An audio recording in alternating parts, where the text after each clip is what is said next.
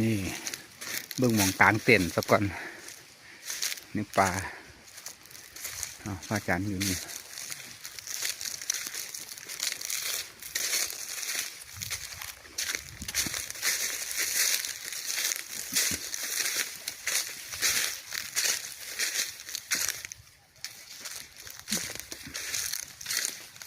บ้า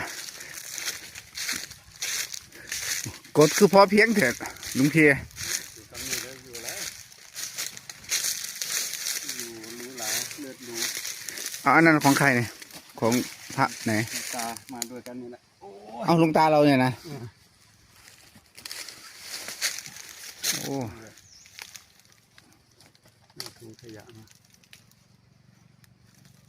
ปลาคักๆเลยพี่น้องจังบ่